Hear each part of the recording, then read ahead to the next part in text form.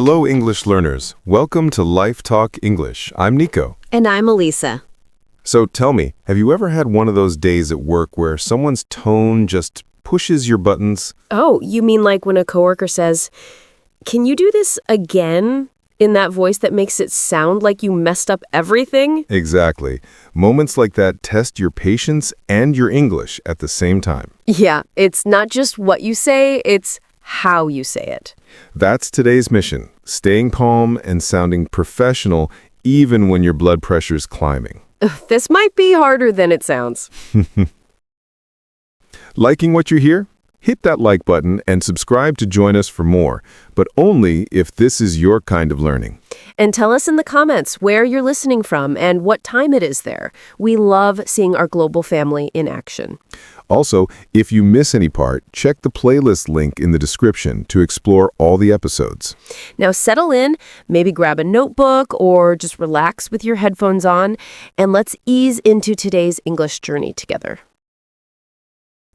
All right, so picture this. You're in a meeting and someone suddenly disagrees with your idea. They sound annoyed. Your instinct might be to defend yourself fast. Right, but that's when your English tone matters most. Instead of reacting emotionally, you can slow down your speech and lower your pitch. Absolutely. Even saying something simple like, "I understand what you mean," or "That's an interesting point," buys you a moment to breathe. Yes, those phrases calm things down instantly. You're showing that you're listening, even if you don't agree yet. Let's try this mini example. Okay. I'll play the boss. Elisa, your report missed the deadline again. I understand this caused a delay. I'll make sure it doesn't happen again. Perfect. You didn't argue, you didn't panic. You acknowledged the problem with composure. And I didn't say sorry too many times. That's something learners often do, over-apologize. Right. Being calm doesn't mean being overly sorry. It means being centered and professional. There's also body language, or as I like to call it, English without words. That's good. If you're fidgeting, crossing your arms, or rolling your eyes, your calm words won't help much. So try keeping your posture open. Slight nods, neutral facial expressions. That helps your English sound calmer too, because your body supports your voice. Here's a little formula for calm replies. Acknowledge the situation, pause, respond with neutral, polite words. Like, I see what you're saying, pause, and then let's look for a solution. Exactly. That rhythm gives you control. I've noticed native speakers often use "I understand" or "I see your point," even when they're actually frustrated. True. It's like a polite shield. It keeps the conversation safe while you gather your thoughts. So instead of "you're wrong," say, "I see your point, but have you considered..." Or, "That's one way to look at it. Let me share another perspective." Those are golden phrases for calm communication. Also, pay attention to speed. The faster you talk, the more emotional you sound. Yes, try slowing down by just 10%. It makes you seem more confident and in control. It also helps the listener understand your words better, especially if English isn't your first language. Let's do a quick role play. Sure. I'll be the project manager. You're the team member who's upset about new deadlines. Got it. Nico, we need to finish the report by Friday instead of Monday. I understand. That's a tighter schedule, but I'll do my best. Could we maybe get extra support from the design team? See, you stayed professional and even offered a solution. Yep. The trick is to avoid emotional words like unfair or impossible. Instead, focus on what can be done. And if you're too stressed to answer right away, it's totally fine to say, "Can I get back to you in a few minutes?" That's one of my favorite pause buttons in business English. Oh, and sometimes humor helps too. Gentle humor. Yeah, not sarcasm. True. That can backfire fast. Smiling. True. Something like, "Well, that's a challenge, but I do like a good challenge." That lightens the mood and shows you're flexible. Can I share a cultural note? Please do. In many Western offices, Calmness equals credibility. People trust you more if you stay cool under pressure. That's right. Losing your temper even for a second can make others question your professionalism. So emotional control isn't just polite, it's strategic. Listeners, think about your last difficult conversation in English. Did your voice get faster? Did you use words like but too early? Try replacing but with and. Like, I see your point, and I think there's another option. It sounds so much smoother and less confrontational. Language shapes emotion. Calm English helps create calm situations. That's such a good reminder. Because when you stay calm, the other person usually calms down too. Exactly. Calm is contagious. So, to wrap up this part, staying calm isn't about suppressing your feelings. It's about directing them wisely. You acknowledge, breathe, and then respond clearly. And if things still feel tense, take a short break or say, let's continue this after lunch. That's professional too. Maybe after lunch everything seems better anyway. Especially if there's coffee involved. Always coffee. Coming up next, how to be polite but firm when you need to refuse or push back. That's where real power meets good manners.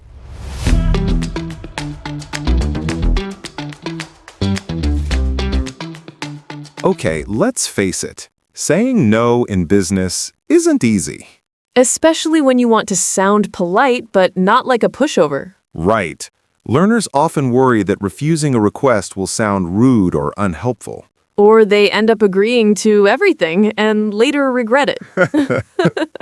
Yeah, being too nice can create more problems than it solves. So today, we're learning how to say no or not now in English, respectfully, clearly, and confidently. The goal here isn't to shut people down. It's to set boundaries with style. Business style. Let's warm up with a common situation. Someone says, "Can you take care of this extra report by tomorrow?" And you already have 5 reports due. Exactly. If you say, "No, I can't," it sounds abrupt. But if you say, I'd love to help, but I'm fully booked today, could we look at it next week? Boom. That's polite and firm. I like that phrase. I'd love to help, but. Yeah. It softens the refusal before giving a reason. And the word but here doesn't sound negative. It feels professional. Another classic line, "I'm afraid that won't be possible." It's such a gentle way to say no. Right? It adds a touch of formality. You're saying no, but with empathy. There's something almost musical about it. Calm tone, gentle pause. Let's practice. Repeat after us, listeners. "I'm afraid that won't be possible." I'm afraid that won't be possible. Nicely done. What if your boss gives you an unrealistic deadline? Then you might say, "That's a tight schedule. Could we prioritize the key parts first?" I like that. You're not refusing directly, you're offering a smart alternative. Exactly. That's the trick to polite firmness. You keep the door open. There's also, "I'd prefer not to," which is a soft way to decline. True, but be careful with tone. It needs to sound thoughtful, not defensive. Like, "I'd prefer not to take that approach just yet. Let's see the client's feedback first." Perfect example. Calm, logical, and assertive. Can we talk about emails too? Because sometimes it's harder to say no in writing. Good point. In emails, structure matters. Start with appreciation, then the refusal, then an alternative. Like, "Thank you for thinking of me for this task. Unfortunately, I'm focusing on another project right now. Perhaps John could assist instead." Beautiful. That's textbook professional English right there. Nico, I remember one time you had to say no to a project. Oh yeah, the one with the 48-hour deadline for a 2-week job. And what did you say? I wrote, "I'd be happy to support this once the timeline is adjusted." That's such a graceful way to protect your time. Exactly. No stress, no drama, just firm boundaries. Sometimes people think that firmness means being cold or serious. But it doesn't. You can smile and still say no. Yeah, the smile actually makes the no easier to accept. Now, cultural note here. In many Western workplaces, people respect directness if it's polite. Yes, avoiding an answer completely can seem indecisive. So it's better to say, I'll need to check my schedule, rather than maybe, we'll see. That one drives managers crazy. Let's do a little mini dialogue. Okay, hit me. Elisa, could you stay late again tonight to finish the presentation? I've stayed late the last 2 evenings. I'd prefer to finish early tomorrow morning when I'm fresh. Nice. That's confident and solution-oriented.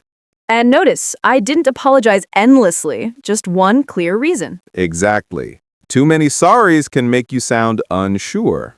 So maybe here's a good rule. One sorry is enough. I like that. The one sorry rule. Sorry for the delay.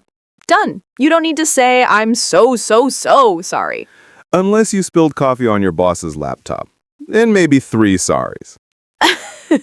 True. That's the exception. Another good phrase for firmness is, I'd like to focus on... Oh, yes. It redirects attention.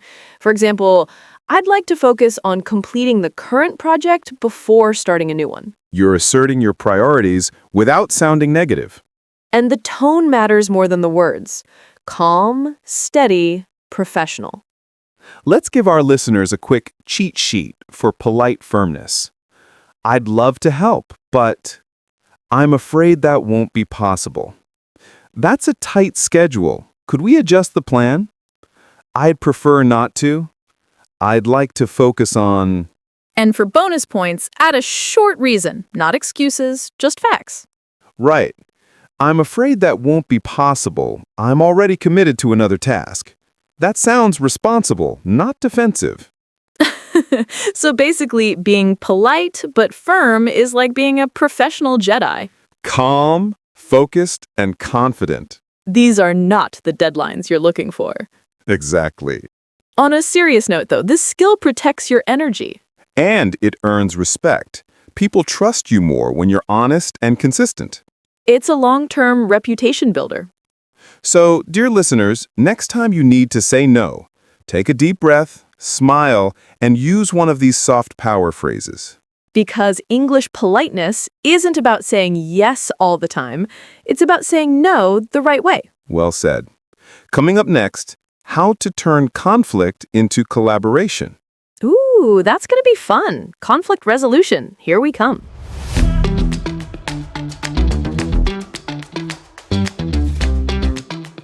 Okay, let's talk about something every professional faces at some point. Conflict. Yep. The word itself makes people uncomfortable, doesn't it? It does. But conflict isn't always bad. Sometimes it's a sign that people care deeply about their work. Exactly. The key is how you handle it. That's where your English communication becomes your superpower. So today, we'll focus on using language that cools the fire, not fuels it. I like that. Cooling the fire. That should be the title of this section. Imagine this. 2 colleagues, both strong opinions, 1 meeting room. Dun, dun, dun. Yeah, it's like an action movie, but in suits. So what do you do when someone says, you're wrong, or that idea will never work? First step, breathe, don't rush to defend, then use neutral language, like, let's look at this together, or can we explore both sides? That shifts the focus from you versus me to us versus the problem. Exactly. Language creates perspective. So let's walk through an example. Sure? I'll be the marketing manager. You're the product designer. Got it. Nico, your design doesn't match what the client asked for. I see what you mean. Let's compare the notes from the client meeting to be sure we're aligned. Boom. Instant de-escalation. You didn't say, you're wrong. You said, let's align. Exactly. 1 word change, huge difference. There's also a trick. Use we instead of you. Right. Instead of, you didn't send the file, say, we might have missed sending the file. That little we takes away blame and invites teamwork. And it makes the other person feel safe enough to cooperate. Let's build a few of these phrases for our listeners. Let's take a step back and review. I understand your concern. Here's what I was thinking. Maybe we can find a middle ground. What if we combine both ideas? These are like verbal bridges. They connect people, even when they start far apart. Sometimes, though, emotions do rise. Maybe voices get louder. True. In that case, it's okay to gently pause the conversation. Like, let's take a short break and come back to this. Or, I think we both want the same goal. Maybe we just need a minute to reset. That kind of line saves relationships and productivity. You know what I've seen in international teams? What's that? People from different cultures often have different comfort levels with disagreement. Oh, yes. In some places, direct debate means passion.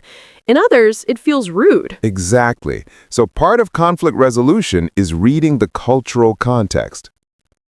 Let's say, for example, an American manager might say, I completely disagree, very directly. While a Japanese colleague might say, I'm not sure that approach will fit, which actually means, no, I disagree.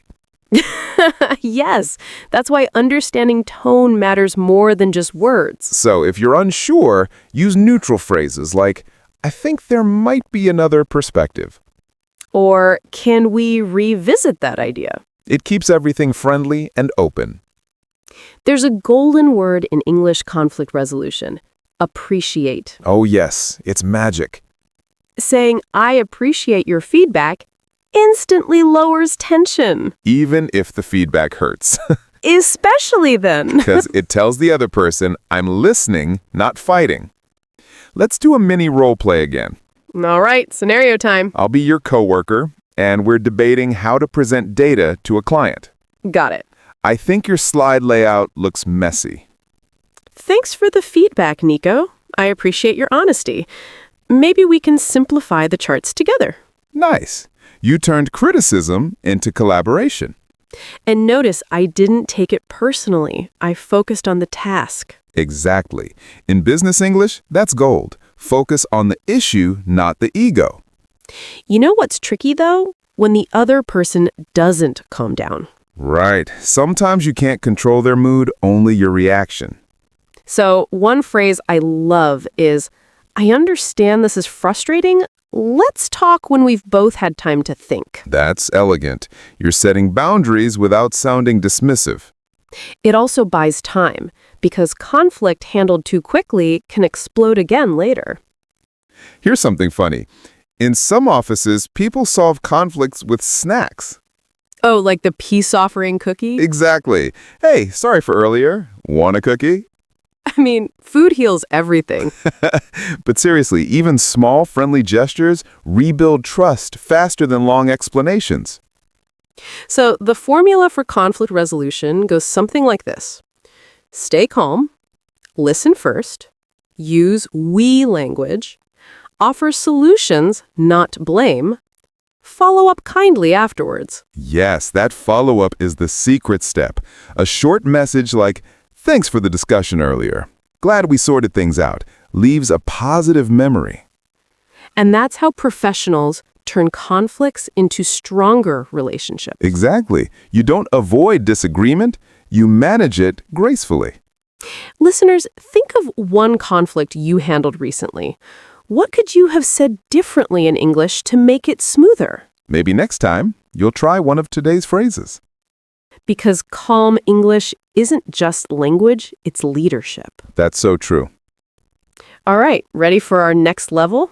You mean the art of being diplomatic, even when things get delicate. That's the one. Let's go master some diplomatic phrases.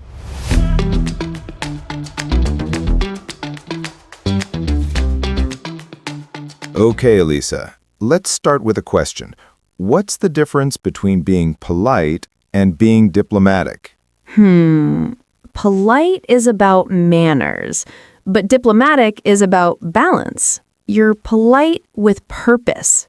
Exactly. Diplomatic English is like walking on a tightrope. You're honest, but you don't make anyone fall off. That's a good image. You're saying the truth in a way that keeps everyone comfortable. So, why do we need diplomatic language in business? Because sometimes you can't just say what you think.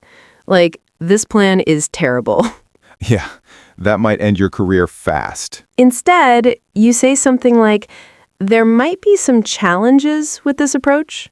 That's the magic. Same meaning, different emotional effect. So today we'll learn how to soften your English for sensitive situations, feedback, criticism, or disagreements. Perfect. And we'll sprinkle in a few power phrases professionals use every day. Let's start with the first one. I see where you're coming from. That phrase shows empathy. Even if you disagree, you're saying, I understand your perspective. It's like putting emotional padding before your point. Yes, soft packaging for hard truth. So instead of you misunderstood, say, I see where you're coming from, but I think there might be a small misunderstanding. Much better. You sound helpful, not judgmental. Another diplomatic gem? Perhaps we could consider. It's such a gentle way to introduce your own idea. Right? Instead of saying, we should do this, you say, perhaps we could consider trying this. It makes the listener feel included. That's the secret to diplomacy. Collaboration over command. Here's another one. I understand your point, however. The polite however. Yeah, it's like a polite version of but. It signals disagreement without starting a fight. So instead of, that won't work, you say, I understand your point. However, we might face timing issues. Perfect. You're redirecting, not rejecting. Can we talk about giving feedback diplomatically? That's a big one. Oh, definitely. There's an art to it. The sandwich technique? Right. Compliment, criticism, compliment. Like, your presentation was really engaging. One slide was a bit hard to read, but overall, great job. Exactly. You balance honesty with encouragement. And the listener walks away feeling motivated, not hurt. Another gentle phrase is, maybe we could revisit that later. The polite way to delay or park an idea. Right. It buys you time without rejecting someone directly. I've used that in meetings so many times. Same. It's a lifesaver when things get off track. Let's build a short diplomatic dictionary for our listeners. I appreciate your input. There might be another way to approach this. I completely understand your concern. Would it be possible to... Let's see how we can make this work. These phrases sound natural in any professional setting, emails, calls, or meetings. You know, tone is everything here. If you say, I appreciate your input with sarcasm, Yeah, it backfires instantly. the trick is to sound sincere. Smile slightly. Slow your pace. Diplomatic speech isn't just about words, it's rhythm, tone, and empathy. Can we try a role play again? Of course. What's the scene? You're my coworker, and I need to tell you that your idea doesn't fit the client's needs. Ooh, okay. Okay. Nico, I see where you're coming from, and your design is really creative. However, the client's brief focuses more on simplicity. Maybe we could combine both ideas? That's perfect. You didn't reject my work. You invited me to adapt. And notice how maybe and we soften everything. It sounds collaborative, not confrontational. Here's a cultural insight. In many English-speaking workplaces, being too direct can seem rude or aggressive, even if you're right. Yes, especially in the UK, people use understatement like art. It's true. That's not bad can actually mean that's really good. Exactly. Context is everything. Americans, on the other hand, might say, that's interesting, which sometimes means I don't like it, but I won't say it. Diplomatic decoding, the hidden skill of English. It's also important to know when not to speak. Silence can be diplomatic, too. Absolutely. A short pause before replying gives your words more weight. Or even just nodding and saying, "I'll think about that." It's respectful and measured.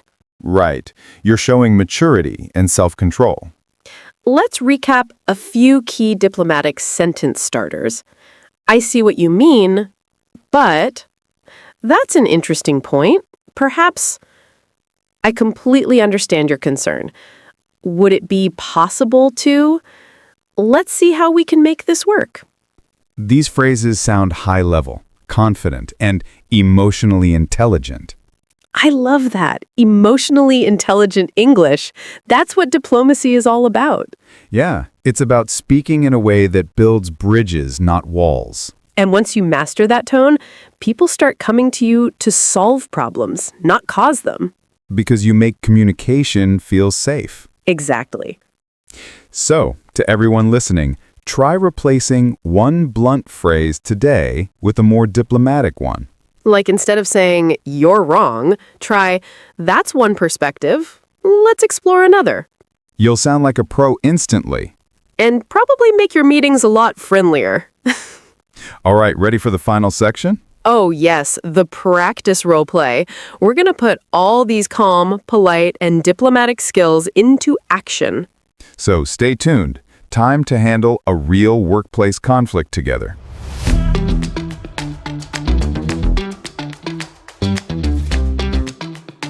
All right, everyone. It's time for the final part, our practice session. Yes, we've talked about politeness, tone, and diplomacy. Now, let's put it all together in a realistic workplace scenario. Imagine this. Two business partners discussing a contract renewal. They both want what's best for their company, but they have different opinions on pricing. So, the goal is to agree, disagree, and finally, compromise politely. I'll be Samir, the manager from a logistics company. And I'll be Maya, the client from a manufacturing firm. Let's set the scene. Good morning, Maya. Thanks for meeting with me today. I really appreciate your time. Of course, Samir. It's always a pleasure to talk with you. How are things at your company? Quite busy, actually.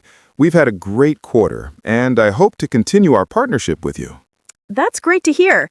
I've been reviewing the new proposal you sent over. It looks good overall, but I'd like to discuss the new pricing. Of course, I completely understand. Could you share what your main concern is? Well, the delivery fees have increased by about 10%, and I'm worried it might affect our production budget.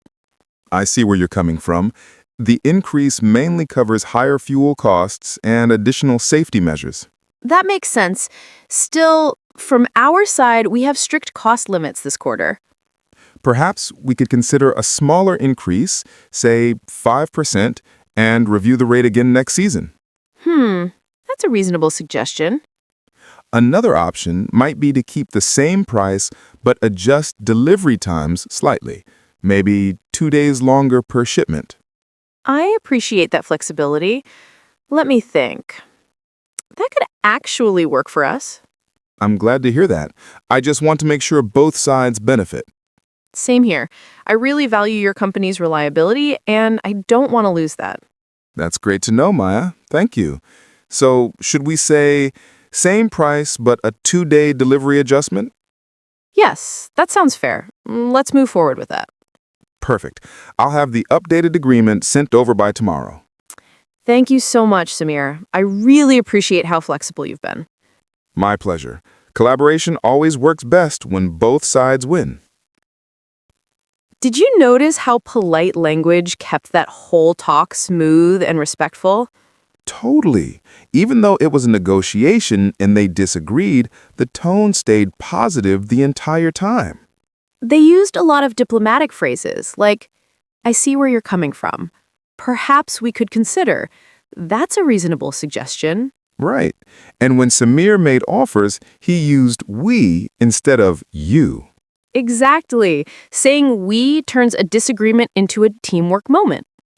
What I love most is how they avoided emotional triggers. Like what? Words like too expensive, not possible, or you're wrong. Those instantly create tension. True. Instead, they focused on solutions, like maybe we could adjust. Let's review. I understand your concern, or I see your point. If you're listening and you have to negotiate in English, try mirroring this tone. Yeah, keep your sentences balanced, part understanding, part suggestion. And don't rush. Pausing before replying makes you sound calm and confident. I think this practice roleplay shows that polite English isn't weak, it's powerful. Exactly. Politeness builds trust, and trust wins deals. So, before we wrap up, let's do a quick recap challenge. I love it. Okay, listeners, we'll give you 3 blunt sentences, and you try to make them polite or diplomatic. Here's the first one. Your price is too high. You could say, that's a bit above our budget. Is there any flexibility on the rate? Nice. Second one. You're late again. Try, I noticed the delivery's been delayed a few times. Is there anything we can do to help? Excellent. Third one. That idea won't work. A softer version. That might be difficult to implement, but maybe we could adjust the approach a little. Perfect. Each one turns a problem into a conversation. Exactly. That's the real art of business English, managing relationships, not just words. So, what did we learn today? Let's summarize. Start conversations politely with warm greetings and thanks. Use softeners like perhaps, maybe, I think, or we could. Replace but with however or although. Show empathy with I understand your concern or I see your point. And keep your tone calm, friendly, and respectful. When you disagree, focus on solutions, not the problem. Use we to sound cooperative. Smile when you speak, people can hear it in your voice. And finally, remember, diplomacy is strength, not weakness. I love that. If you can stay polite under pressure, you're already one step ahead in business. Couldn't agree more. All right, everyone, that's the end of day 8. Business negotiations, agreeing, disagreeing, and compromising politely. Thanks for listening. Keep practicing these phrases, maybe even record yourself to check your tone. And join us tomorrow for day 9, Business Travel English, Conversations on the Go. We'll cover airport talk, hotel check-ins, and polite requests during travel. It's going to be a fun one. See you next time. Bye for now.